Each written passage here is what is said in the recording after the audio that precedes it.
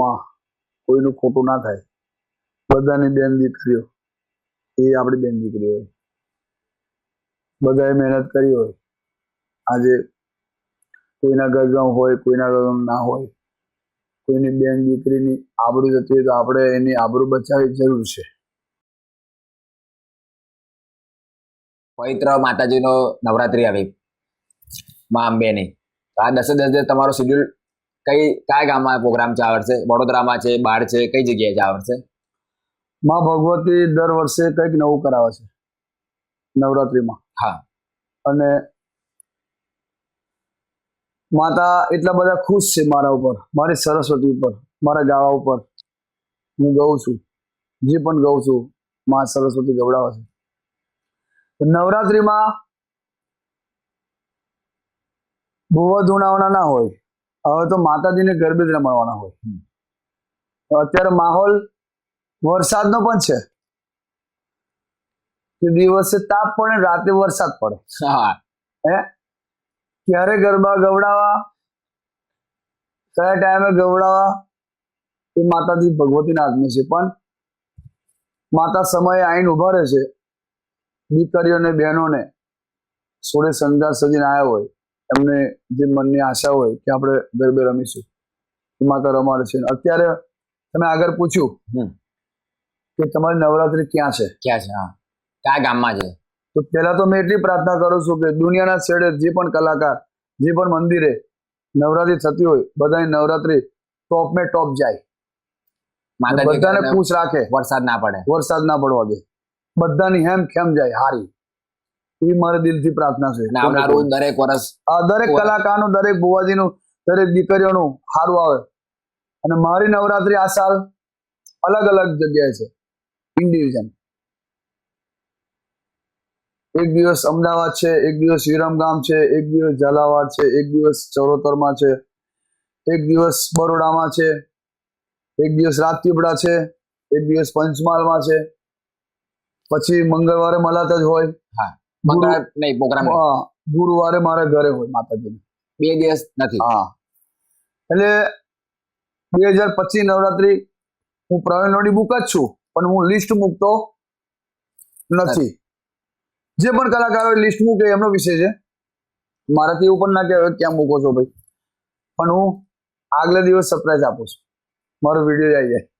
ક્યાંક દિવસ રીલ્સ મેં આવી રહ્યો છું, તમે આવો. બાકી 10 દિવસ બુક છે અને પૂનમ લગીન બુક છે. અને દિવાળી પછીના પણ પ્રોગ્રામ મારા માંડવાના, રમેલના, ગરબાના બધા પ્રોગ્રામ બુક છે. પણ આ સાલે નવરાત્રી બહુ ભારે છે ભાઈ, બહુ ભારે છે. બરોબર. માં ભગવતી બધાને હેમખેમ રાખે અને એમનું સારું ચાલુ, હારી ભક્તિ કરજો. અને હું દિલથી પ્રાર્થના કરું છું, એ માં કોઈનું ખોટું ના થાય. બધાની બેન દીકરીઓ એ આપણી બેન દીકરીઓ હોય. બધાએ મહેનત કરી હોય. આજે કોઈના ગરગામ હોય, કોઈના ગરગામ ના હોય, કોઈની બેન દીકરીની આબરૂ જતી હોય તો આપણે એની આબરૂ બચાવવી જરૂર છે. બરોબર. ખૂબ સરસ મેસેજ. અને કોઈ પણ માણસ હોય અને સાચી નીતિ, નિયમ, ધર્મ વિચાર હશે ભાઈ, કોઈ બેન દીકરી પર ખોટી નજર નાખતા નહીં, તો તમારું આખું વર્ષ સારું જશે. નવરાત્રીમાં ગરબે રમવા જતા હોય અને ડ્રિંક માણી તો કોઈ દિવસ ગરબે રમતા જ ના. ખુલ્લા મેં મેસેજ કરું છું, જગદંબા છે આ. ગ્રાઉન્ડ માંથી ફંગ ઉડી દે છે છેટા.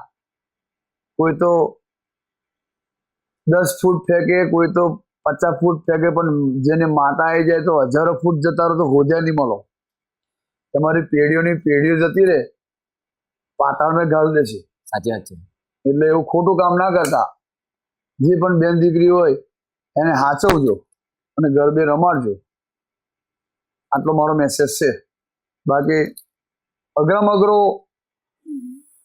2025 છે. 2025 બહુ બધું થયું. બરોબર. ડિમાન્ડ ક્રેશ થઈ ગયું, ઘણું થયું. દુનિયામાં ઘણી બધા મુસીબતો આવી. માતાજી આગળ મારે કેવું છે, પણ આગળ મારે નહીં કેવું કે શું કરું. પણ નવરાત્રીમાં બધાને હેમખેમ માતા ભગવતી રાખે. જેવા જેવા તમારા વિચારો હશે, જેવી ભક્તિ હશે, એ રીતેનો માતા તમને ફળ આપશે અને એ તમે નવરાત્રી જશે. જો તમારો વિચાર એવા હશે તો તમે આખો વાર એવા ને એવા રહેવાના, એમાં કોઈની ભૂલ છે નથી. પણ સારા વિચાર રાખજો, સારા કપડા લાવજો, સારા દંડિયા લાવજો, સારું વગાડજો અને હાથી નીતિથી ગરબા ગાજો તો મા ભગવતી તમારે ઘેર ગરબા ગાવા આવશે. એ મારી દિલથી પ્રાર્થના છે. અત્યાર સુધી તમને કયા કયા એવોર્ડ મળ્યા અને કેટલા એવોર્ડ મળ્યા? અત્યાર સુધી મને લગભગ 50 થી 60 એવોર્ડ મળ્યા. અચ્છા, કેટલા? 50 થી 60 એવોર્ડ અલગ અલગ જગ્યાના. આખી તિજોરી ભરેલી જ છે.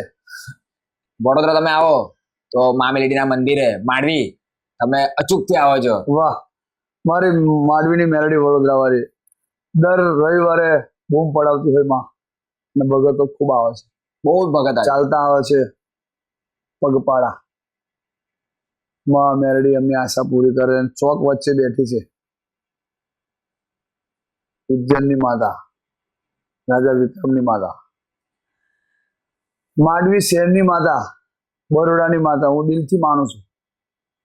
અને રવિવાર જે પણ દિલથી ભાવથી એને પ્રાર્થના કરશે, રવિવાર ભરશે, એને યુગો યુગમાં મેલડી હાચવશે. ભાઈ તમારા વિચારો ઉપર જાય, તમારા અંદરનો વિશ્વાસ ઉપર જાય, પછી મન મંદિરમાં જીવ જૂત્યા હોય, હાથ में मान पेट में लारा, कोई मेलडी આવે ના તો દિલ દેના પડેગા. તો મેલડી ઘેર લેવા આવે માંડવીથી હોય કે આવા મારો છોકરો આવે છે. ગુજરાતભરમાંથી લોકો ચાલતા આવે છે. ગુજરાતભરમાંથી લોકો ચાલતા માંડવી શહેરમાં આવે છે. ગુજરાત એટલે એમપી ની બોર્ડર થી આવે છે, બહુ મને ખબર પડે છે. યુપી થી આવે છે, બિહાર થી આવે છે દર્શન કરવા માટે, દર્શન કરવા. કચ્છ થી આવે છે, કાઠિયાવાડ થી આવે છે. માંડવી શહેરની મેલડી. હા, કોકને પાસે એવું ના થાય કે ફેમસ કરવા માટે બોલું છું, તો મને ખબર છે રવિવારે કેટલી ભીડ થાય છે. બહુ ભીડ થાય છે, બરોબર. અને 18 નાથ ગરબા, ઠાકોર, દેવી પૂજક, રબારી, ભરવાડ, ચારણ, ગઢવી, ભોયરાજા, વસાવા, તડવી, પટેલ, બ્રાહ્મણ, 18 નાથ ત્યાં આવે છે.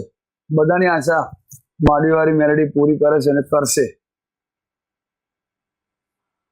અને માંડવીવાળી મેલડીનું જે સ્ટેટસ મૂકશે એનું સ્ટેટસ બદલી જશે. ક્યાં વાત હે, વાહ. આ પ્રવીણનો વાયદો છે, માતાનું સત્ય એવું છે. તમે પણ અવારનવાર આવો છો? આવું છું, મેં રીલ્સ પણ મૂકો છો. દિલથી માનું છું મેં માતાજીનો પાવર કેટલો છે. એ પ્રવીણ લુણીને ઓળખતો, પ્રવીણ લુણીની અંદર શક્તિ એવી છે, એ શક્તિને ઓળખે છે. મંદિર શરૂ થાય ને એને પહેલા તો પ્રવીણભાઈ બધું ચોખ્ખાઈ કરી દે, ત્યાંના ભક્તો આવીને બધું ચોખ્ખાઈ કરી સાફ ભરીને પછી માતાજીને પૂજા કરે. એ બહુ, અને ત્યાં બધા આવે ને ચપ્પલ બધું ધ્યાન રાખે. વાહ વાહ વાહ વાહ, બહુ સુંદર આયોજન કરે છે. લોકો ચપ્પલ નું ધ્યાન રાખે, માતા આપણું ધ્યાન રાખે. વાહ, તમારી વાત બરોબર છે. સેવા કરે છે, સેવા કરે છે લોકો. તમે જે બોલ્યા બરોબર છે. આ તો ખાલી વાત કરું છું, એ ખોટું ના કરતા. ના ના ના, કે બધાનું ધ્યાન રાખે છે. એટલે એ ચપ્પલ લેવા વાળા ચોર હોય ને ભાઈ, એના માટે આપણા જેવો એક માણસ મૂકેલો હોય. હા, સાચી વાત છે. એના માટે એ માતા મૂકે છે ને, બાકી બીજાને શું ખબર પડે? તો મેલડી છે, કોઈને આગા પાછા નહીં થવા દે. અને હજુ જો કોકને અભિમાન હશે, જો ના તોડી નાખું 2027 તો મેલડી નહીં. વાહ, 2027 આવશે એટલે કંઈક ના અભિમાન તૂટી જવાના. માંડવી શહેર આગળ માતાજીનો સંઘાન પર દર રવિવારે અલગ અલગ હોય છે. આજે ચોકલેટ નો હોય, કાલે કેળાનો હોય, ગુલાબનો હોય. હા, મેં જોઉં છું. માં ભગવતી જેને જેને પ્રેરણા આલે, ભાવ આલે, એને વિચાર સારા આલે. માતાજીના એટલા બધા આઈડી બની ગયા છે ને પ્રવીણભાઈ, એટલા બધા આઈડી મામલેડીના, માંડવીના, અને બધાના આઈડી ખૂબ જ વાયરલ છે. વાહ વાહ વાહ, એટલા બધા લોકો માંડવી દર્શન કરવા તો આવે છે, પણ જેનાથી દર્શન કરવા નહીં આવતું એ ફોટો પણ જોઈ શકે છે. એ લોકોએ વેબસાઇટ બનાવી છે, ઇન્સ્ટાગ્રામ આઈડી બનાવી છે, યુટ્યુબ પર નાખે છે. જે પણ માતાજીની આઈડી બનાવી તો હરખી હરખી ચલાવજો. હા, સારા સ્ટેટસ મૂકજો. હા, સારી સ્ટોરી મૂકજો.